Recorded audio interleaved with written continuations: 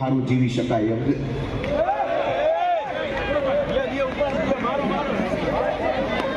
સારું જીવી શકાય એમ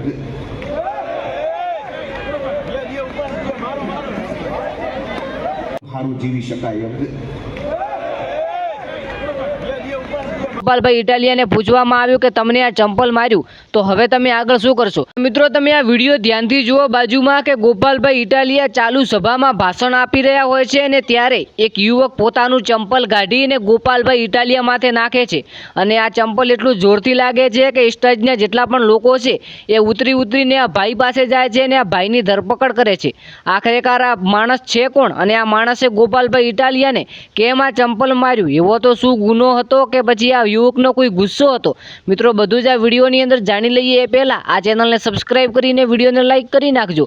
તો મિત્રો, વાત કંઈક એમ બને છે કે ગોપાલ ઇટાલિયા ભાષણ આપી રહ્યા હોય છે માઇક લઈને, ત્યારે આ યુવક બેઠો સાંભળે છે અને જ્યારે આ યુવકની અંદરથી કંઈક એવું સૂજે છે જેના કારણે પોતાનું ચંપલ કાઢી અને ગોપાલભાઈ ઇટાલિયા માથે અચાનક નાખે છે અને ત્યાર પછી જે સ્ટેજના લોકો છે અને આજુબાજુના લોકો છે એ જલ્દીથી જલ્દી આજુબાજુ આવી જાય છે અને કહેવા લાગે છે કે ભાઈ તે આવું કેમ કર્યું, અને એ યુવકને જલ્દીથી ત્યાંથી લઈ જવામાં આવે છે અને ગોપાલભાઈ ઇટાલિયા બાજુમાં ઊભા રહે છે. મિત્રો, વાત શું છે આખરેકાર? તો મિત્રો, વાત એવી જાણવા મળી છે સોશિયલ મીડિયા દ્વારા કે આ યુવકે એક બદલો વાળ્યો છે. કોઈ નવું કાર્ય નથી કર્યું કે કોઈ નવાઈ નથી કરી. આ યુવકે ફક્ત ને ફક્ત બદલો વાળ્યો છે એવું જાણવા મળી રહ્યું છે.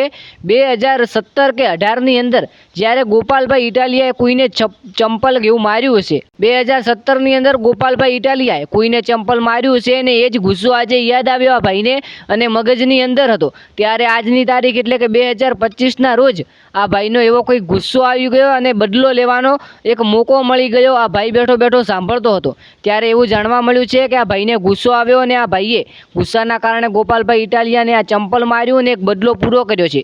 ત્યારબાદ ગોપાલભાઈ ઇટાલિયાને પૂછવામાં આવ્યું કે તમને આ ચંપલ માર્યું તો હવે તમે આગળ શું કરશો?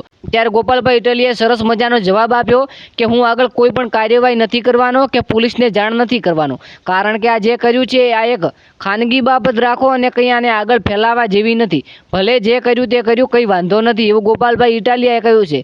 હવે મિત્રો, તમને શું લાગે છે આખરેકાર આ બંને લોકોની અંદર સચ્ચાઈ કોની અંદર છે? આ ભાઈએ ચંપલ માર્યું એ સાચા છે કે પછી ગોપાલભાઈ ઇટાલિયા સાચા છે? કારણ કે હાલમાં બંને લોકો આ ગુજરાતની અંદર વિડીયોમાં ટ્રેન્ડિંગમાં ચાલે છે અને ખાસ કરીને જણાવી દઉં કે આ વિડીયો ફક્ત ઇન્ફોર્મેશન માટે બનાવેલો હતો.